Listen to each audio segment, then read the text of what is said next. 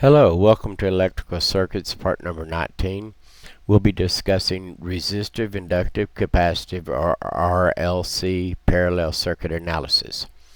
As you see by the schematic, we do have a parallel circuit. We start from our power source. We have one path up to a node where we can go through the resistive branch or continue on.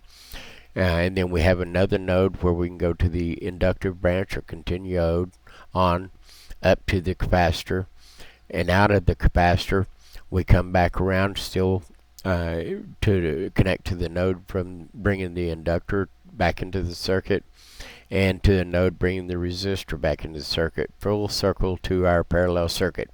So we have two or more paths for the current to flow. We have three paths.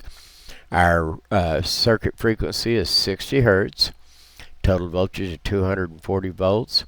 Our resistance of 12 ohms, our inductive reactance of 8 ohms, and our capacitive reactance of 16 ohms. So get started with this. We are going to have to tweak the reciprocal formula just a bit to get our total impedance.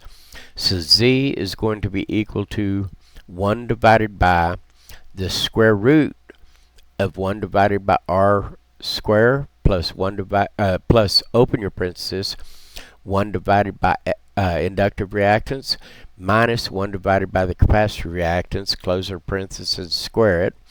Again, it doesn't matter whether you have the order right on the inductive reactance and capacitive reactance, because since they are inside the parenthesis, if we come up with a negative number, we square it, it will come up to be a positive. So we have a resistance of 12 ohms, an inductive reactance of 8 ohms, and a capacitive reactance of 16 ohms. And we plug that in, we'll have a total circuit impedance of 9.6 ohms. Now, on a parallel circuit, we know that the voltage remains constant across all branches.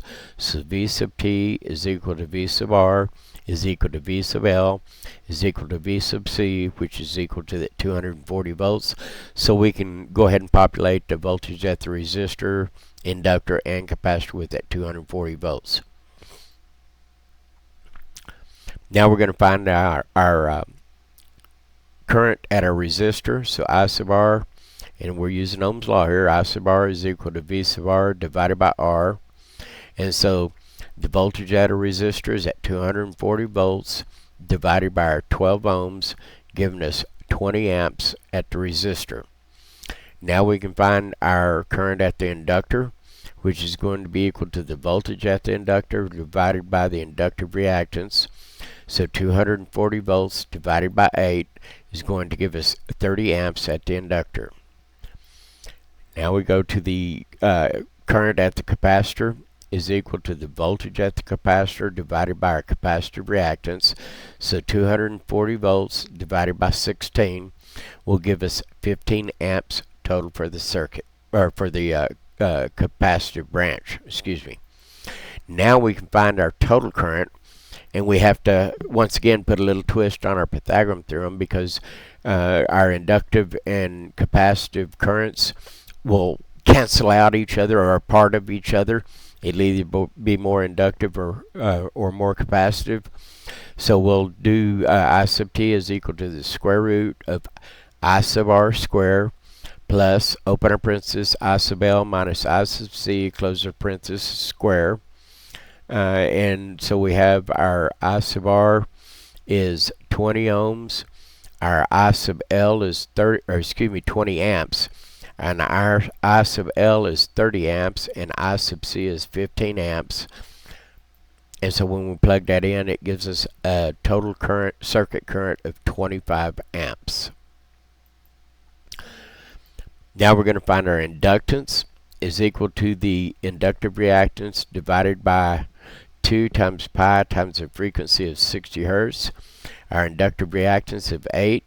So we plug that in, it gives us 21.22 millihenries. Our capacitive reactance is 1 divided by, open our parenthesis, 2 times pi times our frequency of 60 Hertz times our capacitive reactance of 16 ohms, and that'll give us 165.79 microfarads. Now our apparent power, volts ampere, is equal to I sub t times V sub t. And when we plug in the 25 amps times the 240 volts, will give us 6 kVA for our apparent power. Our true power, measured again only on the purely resistive part of the circuit. So P is equal to I sub R times V sub R. And so 20 times 240 gives us 4.8 kilowatts. So that, again, true power is the only one that's measured in watts. Then our VARs, our wattless power for the inductor, is equal to the current at the inductor times the voltage of the inductor. So our 30 amps times the 240 volts gives us 7.2 kVARs. Our VARs at the capacitor, so VAR sub C, wattless power, is equal to I sub C times V sub C. So our 15 amps times the 240 volts gives us 3.6 kVARs. And now all we have left to do is our power factor and our angle theta. So our power factor, the ratio of true power to the apparent power, is equal to our power divided by the apparent power, volts ampere.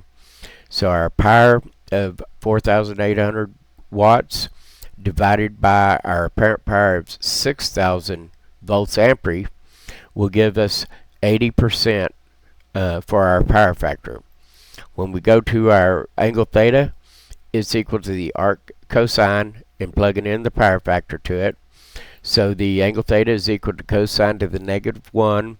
Plug our power factor in as a decimal, so 0.8, gives us 36.87 degrees phase shift for this particular circuit. Here's a list of all our calculated values.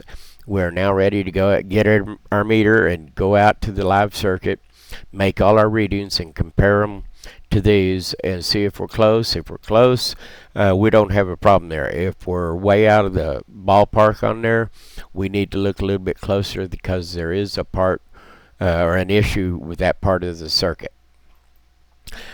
This concludes part 19, and it also concludes our basic electrical tutorial series.